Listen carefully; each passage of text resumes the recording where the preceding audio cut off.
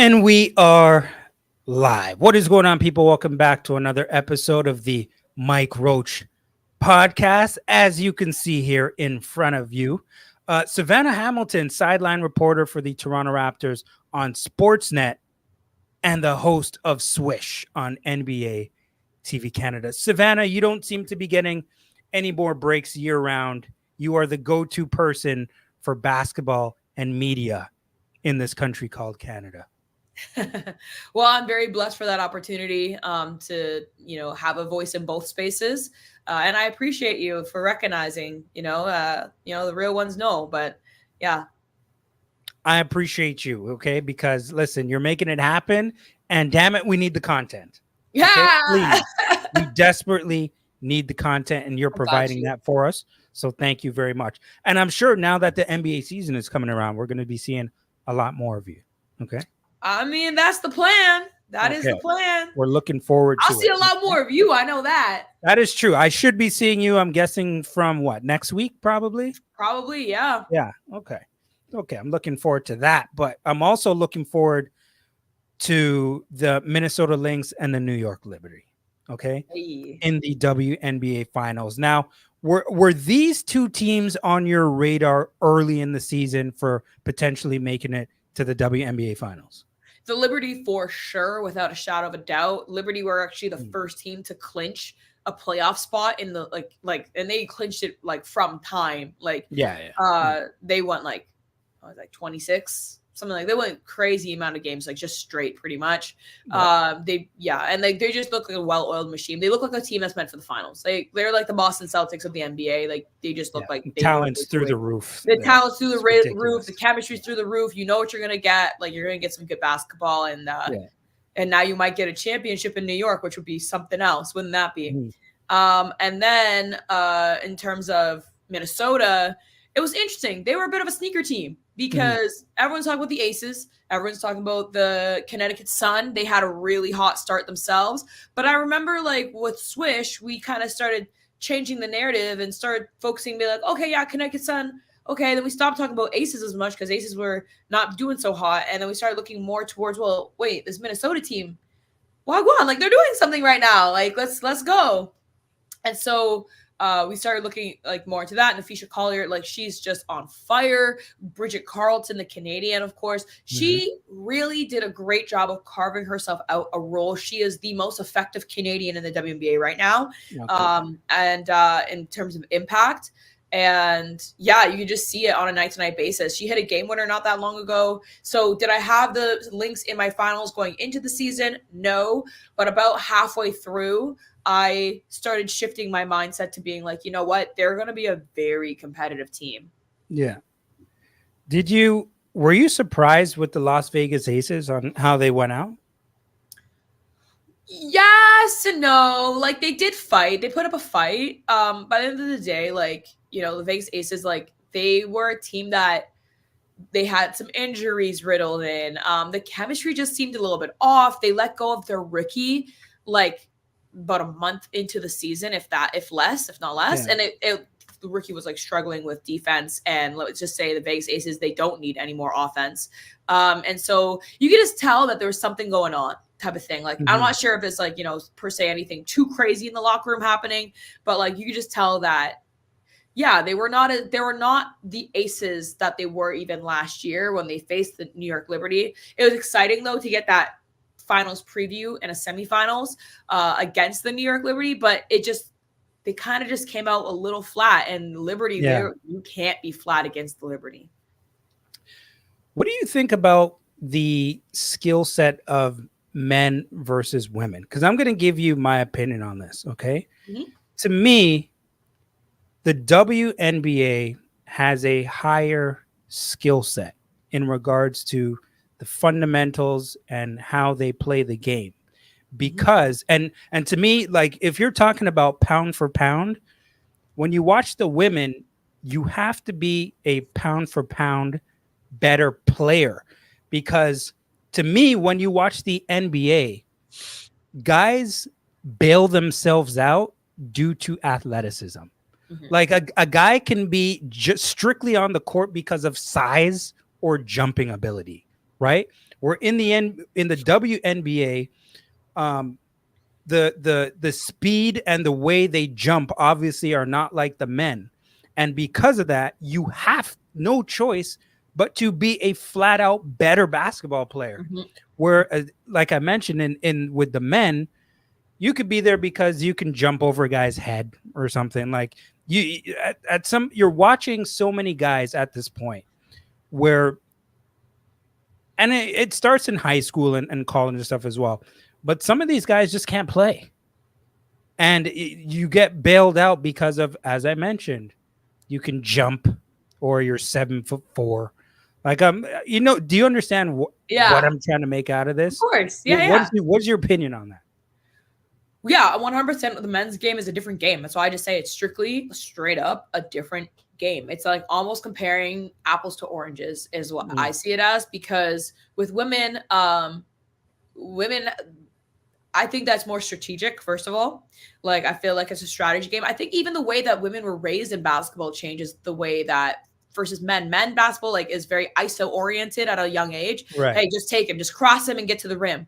Cool. Women's basketball, they would never teach you that. They do not teach you. I've never had a coach say that one time to me where they're like, okay, this is the ISO for Savanna, or this is the ISO for my teammate Shay or whatever. Never in a million years. It's always pass, cut, score. Like pass, screen, cut, score. It's very methodical.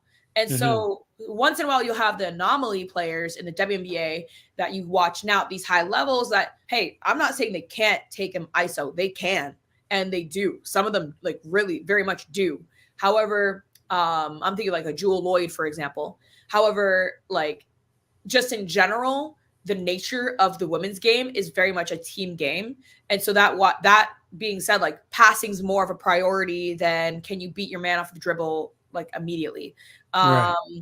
I think about even in the men's game, 100%, you already touched on it. Like, yeah, athleticism. You could just out athletic somebody. Like, that's why it's a bit of an age game for the NBA. Like, that's why. And I think that's also why men have a certain age where they retire at, and women can play until they're Sue Bird's age or Diana Taurasi's age in their 40s. And it's like the longevity game, because you're not like carrying the load of like what that means to keep your body in the tip-top shape. Yes, they do have their body in tip-top shape, but the impact on a nightly basis isn't as aggressive as I see it, at least in the NBA. I think about like, obviously LeBron does a lot to take care of his body. Like they say, I'm not sure, I'm not verified, but they say he spends $1 million on his body every single year. I could see that, if that was true. And then also like the pounding, like I know that, people, teams, whatever, they track like the number of jumps, the number of times a guy was fouled, blah, blah, blah. Like it's a different game when the athletic factor is in there, which is ironic because it's that same factor that sometimes they use against the women. They're like, oh, well, she can't do this and they can't do that. It's like, yeah, but know that you're not watching the same game. Right. And also, if you listen to a lot of NBA coaches, you listen to the guys like Greg Popovich, what do they talk about the most? That's essential to the women's game. The fundamentals. Yeah. Maybe not be like the most like world's like, craziest selling point to watch like Tim Duncan's fundamentals. But like at the end of the day, like it's still a crucial to the game. It's crucial to the success of a team. That's why if you look at the New York Liberty, they're shooting the lights out. They're passing the ball well. They're getting wide open looks through cuts. And like their chemistry is clicking. It's not that they're some exceptionally athletic, gifted team right now in the league. I think actually the Aces probably are one of the more athletic teams, or the Connecticut Sun for that matter. But the Liberty, they just have their basics and their fundamentals down so pat, on top of the fact that they're very skilled individually. And that's why they have an edge. So now that you just spoke about the Liberty, what about the strength and weaknesses of Minnesota? Yeah, so I mean, if you want to talk about Minnesota, I mean, they're in the finals for a reason. So the weaknesses are less present than the strengths right now, and they're on just in general, they are just on fire. So Minnesota, they bring a lot of size. Actually, funny enough, I find English is a hard language sometimes. No, I find that with Minnesota, they have a lot of big guards. They're big body guards. They are the same mold. And I think this is a Minnesota franchise purposeful decision to get the Maya Moore mold. If you look at their roster, like Nafisha Collier, she's balling. She's balling. She's the runner-up for MVP. Oh, man. She is Kayla McBride. Yeah. You put them side by side, they have a very similar stature. Bridget Carl. So that being said, they know how to get to the rim, and they can stretch the floor. There's guards like Alana Smith that could shoot an outside shot pretty well. Is she like Sabrina Ionescu level? No. And I think that's the thing that's going to be their weakness, is that their outside shooting isn't quite as tight as the Liberties, in my opinion. I got to back that up with some stats. Of course, I don't have that on hand. But like overall, from what I've seen, the Liberty are very consistent from outside. You leave them open, that shot's done. And then you have Stewie, like Brianna Stewart on the Liberty, that can just like slice and dice you inside and outside. And then on top of it, she's like 6'4", so she can do a post move on you as well. And so I think that's one thing that they might be missing, if anything. Like they still have a lot of great talent in terms of defensive presence for Minnesota. I think their defense has gotten them very far, to the point where they're obviously in a finals now. They're very gritty. They're a blue collar team. That's what it is. They're a blue collar team. Okay. That just knows how to get the job done, and they're effective enough from a little bit of everywhere that that's how they've kind of gotten their success this season. Okay, now I'm going to stay in women's sports just for a second. Okay, love it. Actually, no, I got a couple more actually in women's sports, but I'm going to go. Well, I'm going to come back to the WNBAs in a second, but just women as a whole, right? In sports. So Jessica Campbell, who is the new assistant coach for the Seattle Kraken, right? So I'm there, on the bed, sending some emails and doing some editing and stuff like that. And my wife is like, "Oh my God, there's a new coach in the NHL." So I'm saying, new coach. They got a female head coach in the NHL. She's like, "Yeah." I'm like, "Okay, let me see what's going on here." So I go on there, assistant coach. Congratulations, by the way. First one in the NHL, okay, because we haven't seen that before, but, we've seen it all throughout the NBA, MLB, NFL. So now it's in the NHL. Why do you believe we have not seen a female head coach in men's sports yet? Because I know we're close. I know we're very close, especially in regards to the NBA, in my opinion, at least. What is taking so long? Because to me, when I heard this news, this wasn't a big deal. Like, no, really, we're making a big deal that a female assistant head coach. That's not a big deal. This is not 1957. Your thoughts, please, here. Yeah. I mean, I saw the same news. I was on Twitter, and I think the wording that they used was like first female head coach in NHL history, first female coach in NHL history, not head coach. But I was like, oh, snap, because your mind immediately goes to head coach. It's right. Like, especially because we've seen women in assistant coaching roles in other sports before and at pro levels. So it's like, okay, what makes this one so different? Why are they blasting this everywhere? And then you realize, oh, wait, hold up. This is the first female assistant coach they've ever had. Like, that's crazy. Like, welcome to the party, ? Like, yeah, the NFL has some. Like, the NBA has them. Yeah. I gotta go through MLB, but like, yeah. I feel like MLB might have even have some. Like, yeah, they do.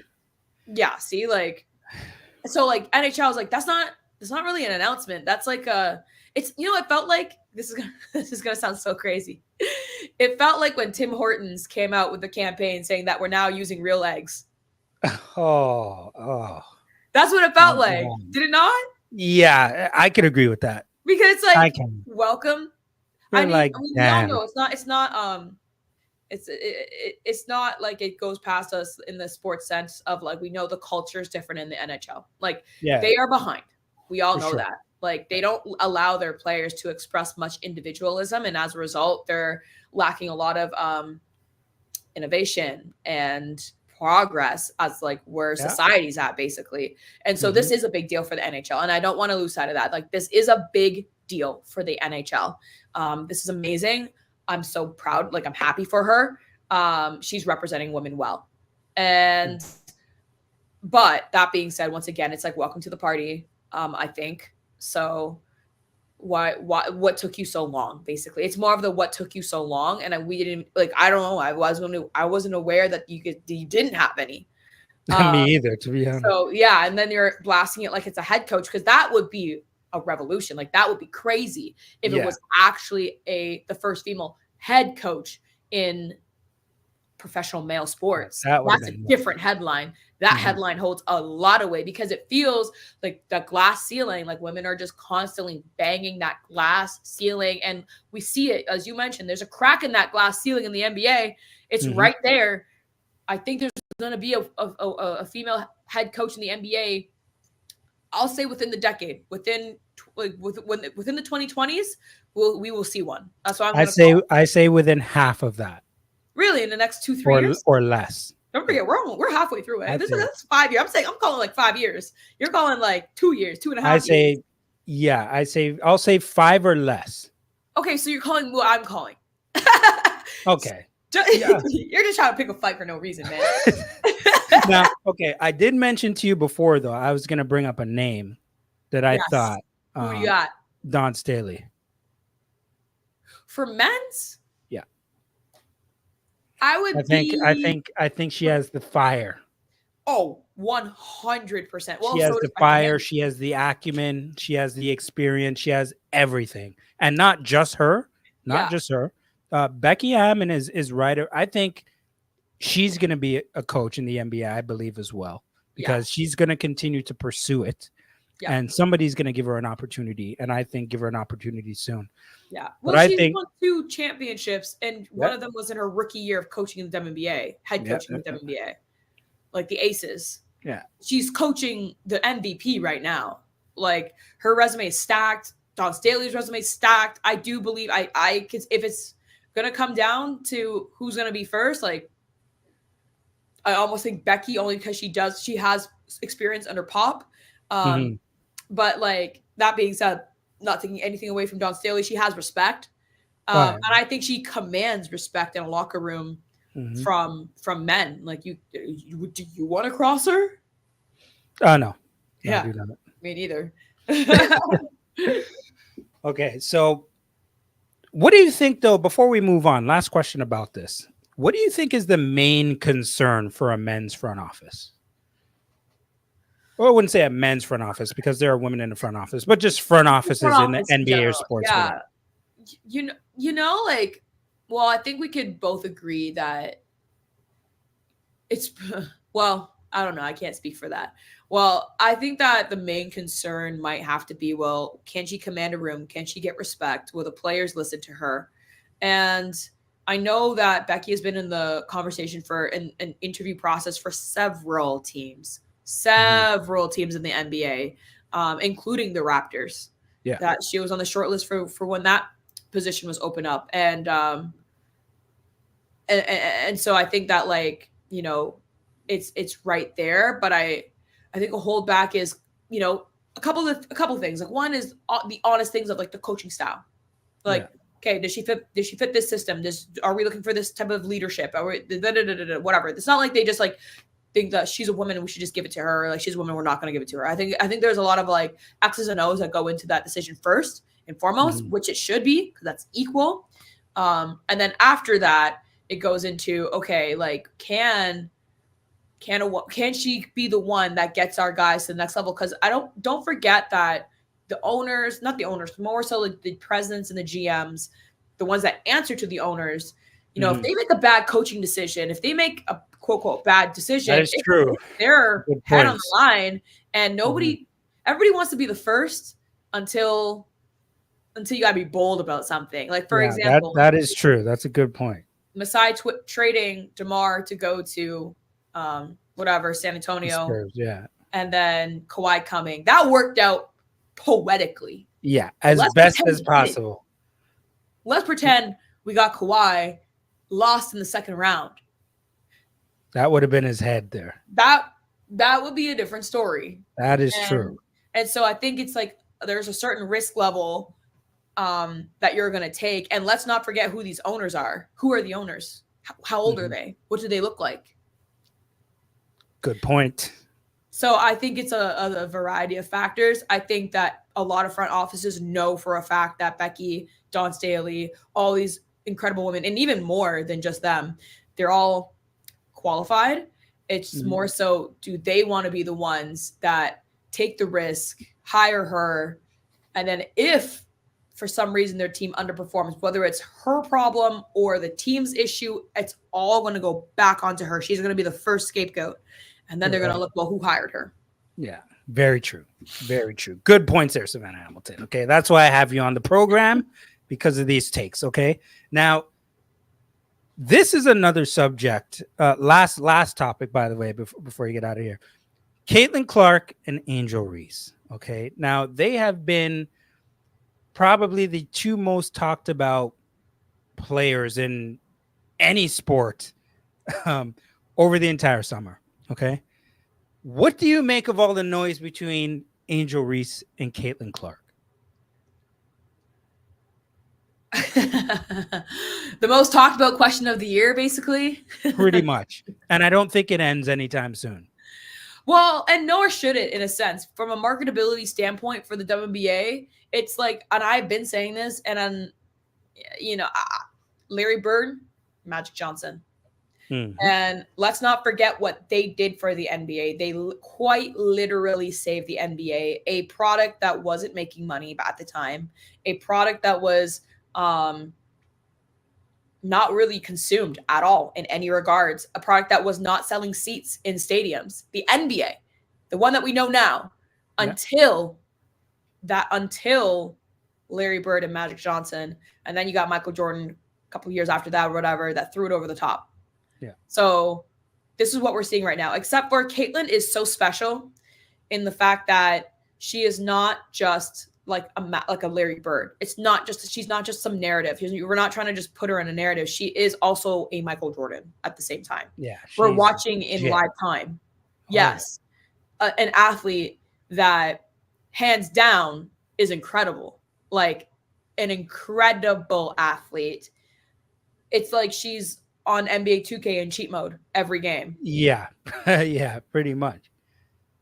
So like when it comes to the narratives, I understand why people accentuate it, perpetuate it, whatever. I understand what it's turned into. I think it's sick what it turned into, and the fact that it's not even, it goes beyond those individuals as players. It's a race battle now. Right. And for me, as just like a pure basketball fan, someone who is biracial, I just want to talk ball. I don't want to talk race. Like in my own household, we have unity. I don't want to talk race. I think in society, we're obsessed with race at this point. Clearly. Yeah. Like we are absolutely obsessed with it. If it's not involved in the conversation somehow, it's like it's not as significant. It's very strange. They're using her with like almost like she's not saying anything, and I understand why. But once in a while, she says something that's like, "Nah, that's not. Don't put words in my mouth." Basically, she says stuff like, "I didn't think that foul was that bad. No, I didn't think that." And like, I think she's doing an excellent job of taking it on the chin a little bit. But she's not standing up for any of this racist narrative because, like, especially, it's just kind of funny how all this is also unfolding in the time of a presidential election too. Yeah, like, very true. People are tying the two together. It's like, first of all, when in the history of women's sports are you going to tie any certain battle to a presidential election, let alone to the Republican campaign? Like, come on now. So ridiculous. It's ridiculous. It's ridiculous. But yeah, hands down, both of them are phenomenal players. Caitlin Clark is a once in a generation. Angel Reese, amazing player, amazing rebounder. She's only going to get better offensively. When she gets better offensively, she is going to be like, she's already a problem now. She's challenging Candace Parker's stats already right now. She's broken Candace Parker's stats right now, if Caitlin Clark was not in the WNBA right now, Angel Reese would be the rookie of the year. No, hands down, no problem. Yeah, for sure. It's just unfortunate she's in the same draft class. She's in the same generation as Caitlin Clark.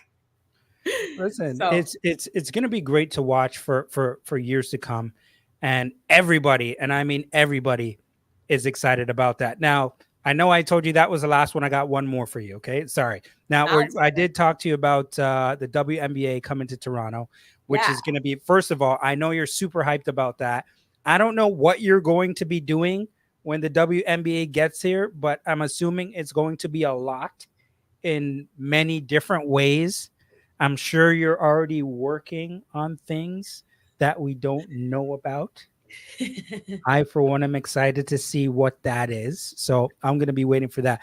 What are your thoughts about the WNBA in Toronto and what it's going to be like when it gets here, especially amongst the people in the city? Yeah, the people them, yo.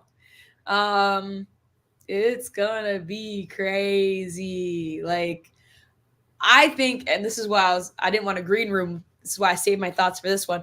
But I personally believe that if anybody in Toronto has ever been to Crown League or the OVO tournament that used to happen at U of T, or any of the Pro-Am stuff that has ever happened at any of the universities around Toronto, where basically all these pro players from, whether it be from the NBA, from overseas, or like top division college players, they kind of get together and they just play, right?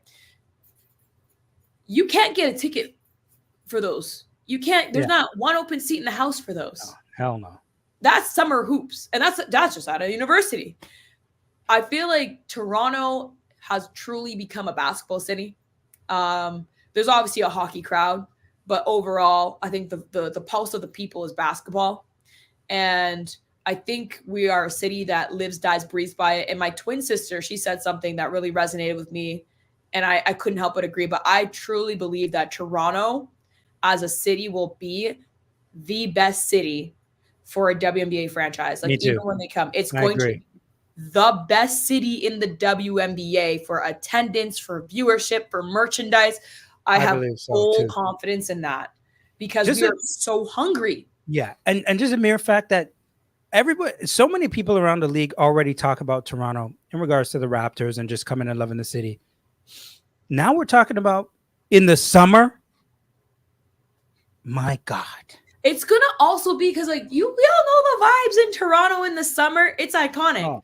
But I think what this team is going to also do for Toronto is really make it a staple, like a must-see, must-do. Yeah. It's going to be one of the hottest tickets in the city. The hottest. The hottest thing. You can't tell me that there's not going to be, you know how it goes with sports. There's going to be the after parties and the this and the that. Like, you can't tell me that other businesses are not going to benefit off of this team too. 100%. So I'm so excited because I think that this team is going to attract, first and foremost, talent. Toronto is one. Like, if you really look at all the other WNBA franchises, Toronto as a city already is a very nice place to play. Like, not saying the other ones aren't, but like, if I was to be an emerging star tomorrow, I'm looking at, New York, Atlanta, maybe Vegas, LA. But then after that, I'm like, okay, Chicago or Toronto. Like, it's up there for me. Like, that would be, and I may even sub out Las Vegas, put Toronto in there instead. But if I'm thinking taxes, I'm thinking smart, then I'm gonna think where can I get the most bang for my buck. But in terms of destinations to play, Toronto's going to be a hot spot. I'm excited. I think that the fans, it's not going to be like a one-off season where the fans are just like happy to be here. It's a novelty experience. Then they're over it by the second season. I think summer basketball hoops is going to be something that people are going to want to consistently come out to. It's going to be a thing where people say, "Oh, what are you doing tonight?" I got tickets to the game. Let's go. 100%. So I'm excited, man. And any way that I could be involved. For me, it'll be a blessing. So I can't wait. Any hints about colors, logo, names, anything? I don't know. What's going on with that? Have we made it anywhere yet in regards to that? I mean, if you saw the WNBA, what they just posted on Instagram, they actually talked about like their decision process of the color schemes and how. I didn't see that. Yeah. Their most recent post analyzed all the other available colors in the league, like which ones are already taken, which ones basically like alluding to which ones are on the table. Yeah. And so I find the WNBA jerseys look way better than the NBA jerseys. I feel like they're a little bit more distinct. Like they have a bit more of a they're bold. They're more bold. You know, I like the names of the teams. The team names are different in the WNBA. Yeah, the best team name I have heard so far, and I really hope that this one gets chosen. I didn't submit anything. I should have, but I missed the deadline. But the best team name I have heard is the Toronto Diamonds. Toronto Diamonds. I've never heard of that one. And think about how many ways you could play with that one. Yeah. Tough as diamonds, sharp as a diamond, diamonds on me dancing. Like, honest, that one's not bad. The Toronto Diamonds. I'm sure it's still going to be a little while before we hear anything too, right? Well, it can't be that long. I was actually just at a conference. Teresa was there, the president of the franchise, and she talked about the names and the decision making and how like they've had to cut some names because it wasn't appropriate in terms of like the team or alluding to whatever. But then she also mentioned how they have to kind of hurry up with a team name selection because there's a lot of other things that get into play when you pick team name.